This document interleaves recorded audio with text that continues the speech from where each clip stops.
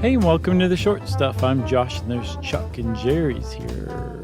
And this is Short Stuff, a great one because it has to do with ecology, environment, biology, drama, matchbooks. That's right.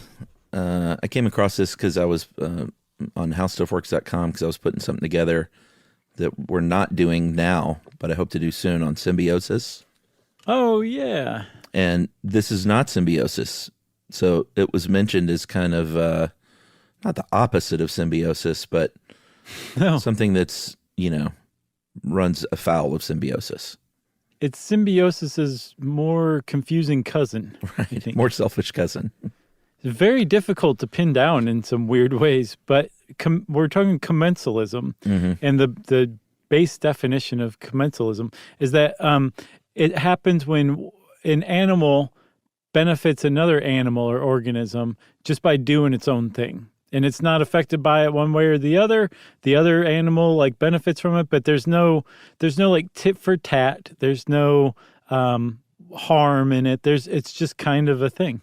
Yeah, it's a kind of cooperation. A couple of things that it's not that we should probably mention besides symbiosis is it doesn't mean you're a parasite. Parasitism is when something is actually causing harm to another thing, right? By sort of sponging off of them.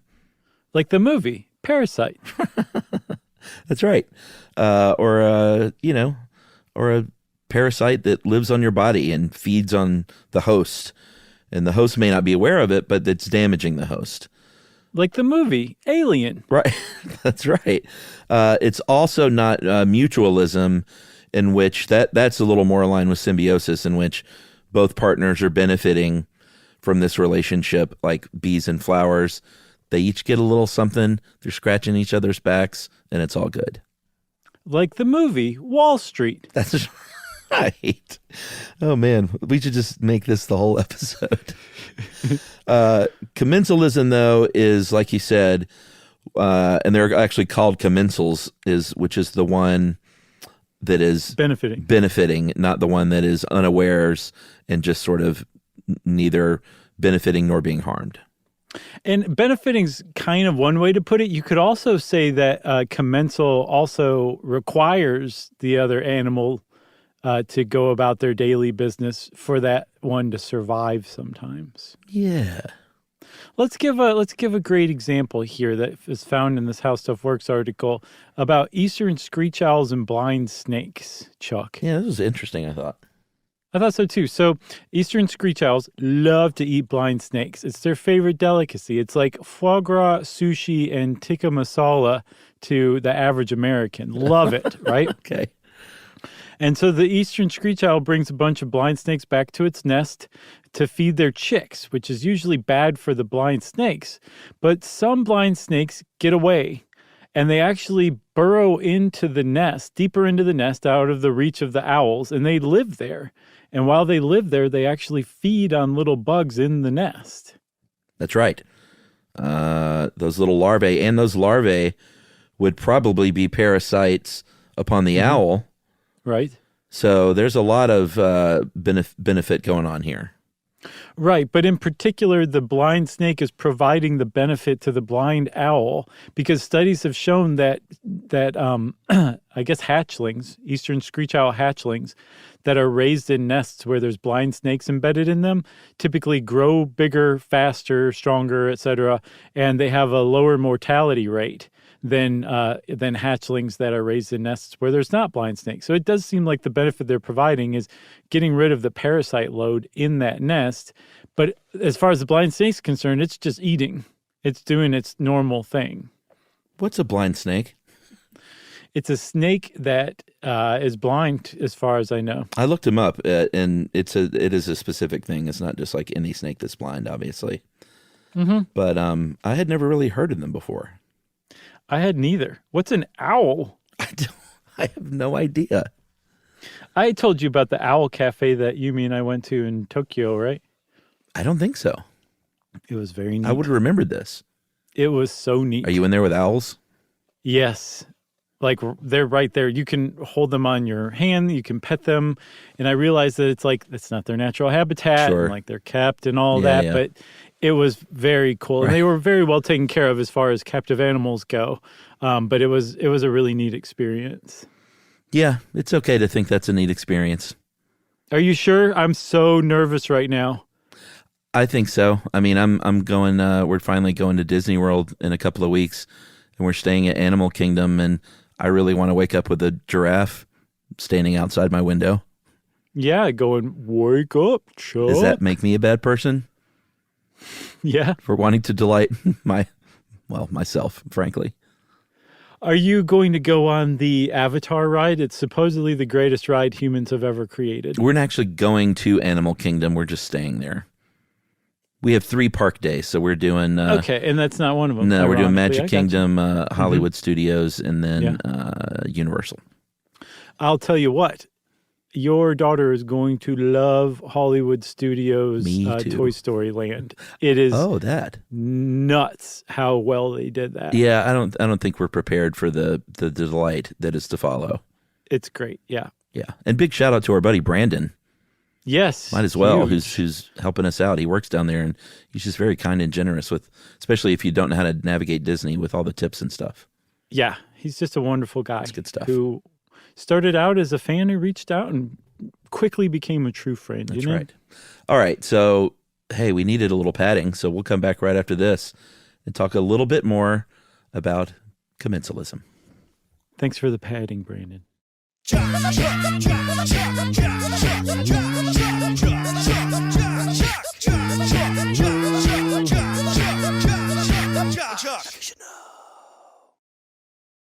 Just like the number of stars in the sky, there is so much stuff you should know. All right, Chuck. So this article basically practically admits that ecologists don't really know how to define commensalism, but they're like, but we still have it separated into 3 categories. That's right. The first of which is inquilinism. Sounds totally made up. That is when a species lives on or inside another. It can be in that nest, like the blind snake living in the nest of the owl. Anytime it's within there's another example they give of the gopher tortoise. Yes. Southeastern U.S., they have these really long tunnels, sometimes 30 to 50 feet in length. And that, of course, becomes a home for lots of different things, mainly insects. But some of them have, evolved over the years to need to live there. And some of them, including this one moth, can only feed on the keratin of the shells of these dead gophers. Yep. That's all they eat. That's niche right there. It's super niche. And so it's not just that moth. There's a bunch of others. There's a bunch of other kinds of animals too. But yeah, that moth is about as big a commensal as you'll find in nature. There's another type of commensalism called metabiosis, which sounds kind of similar, but it's where an organism unintentionally creates a habitat for another. This is really where we get to the point where I'm saying, commensalism, they don't know what they're talking about. Somebody figured out something that didn't hold out to be true, and they ended up creating a whole subdiscipline of ecology out of it. Oh, is that where you are on this? Yes, because there is no example that we have gone over or will go over that you can't ascribe to something else. Symbiosis, parasitism. Oh, we used to call it this. Yes, and now it's commensalism. It's a very confusing thing that we're doing right now. Yeah, but isn't that kind of a lot of science? Is the more you know, the more you can drill down and separate things out with their minor distinctions? Yes, if there are actual distinctions that separate them out. That's what I'm saying. I don't think there are. Let me give you an example. So gopher tortoises, right? So there's commensals that live there that don't just feed on the gopher tortoise. I will give you that one, that moth that feeds exclusively on the keratin from gopher tortoises. Okay, that's probably a true commensalist relationship. Okay. But the kind of animals that live in gopher tortoise holes that eat parasites in the gopher tortoise hole, that's symbiosis, man. There's no way around it. The gopher has provided a place for these animals to live. The animals are eating the parasites that would otherwise be sucking the life force out of the gopher tortoise. That's symbiosis. There's no other definition for it. And that's given as an example of commensalism. But I didn't see that they did eat the parasites that would harm the gopher. Yeah, some of them do. It says that they likely lower parasite loads for tortoises. All right, I see that now. I even highlighted it. Yeah. That's mutualism. Well, should we talk about the last category, or should we just throw this in the trash? Now let's talk about the last one, because this is fun to kick it around. All right. Come here, you. Phoresy, Phoresy. That's when an animal attaches to another physically to catch a ride, basically. Okay. This one is commensalist. I'll give you that. All right.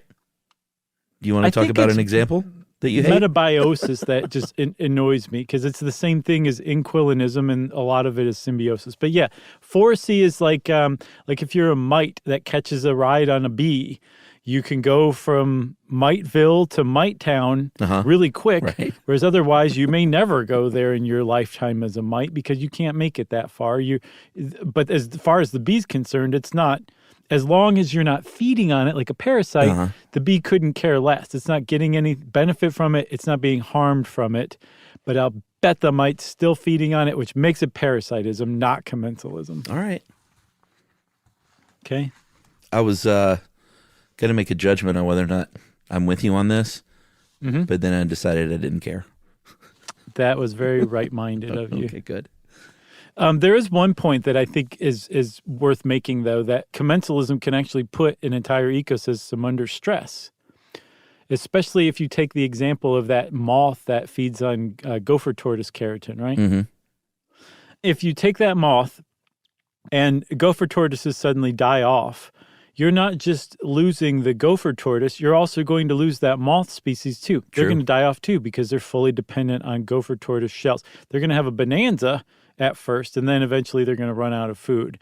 And that the more commensalism you have in an ecosystem, the shakier ground that ecosystem is built on. You want species, ideally, to keep it as biodiverse as possible, that can basically stand on their own, that aren't so fully interrelated that they can't exist without another species creating a home for them, or providing food for them or something, or giving them rides from Miteville to Mitetown. But we should be good, since there are very, very few examples of true commensals, right?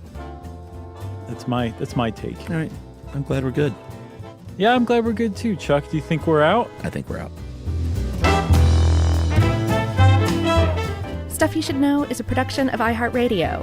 For more podcasts from iHeartRadio, visit the iHeartRadio app, Apple Podcasts, or wherever you listen to your favorite shows.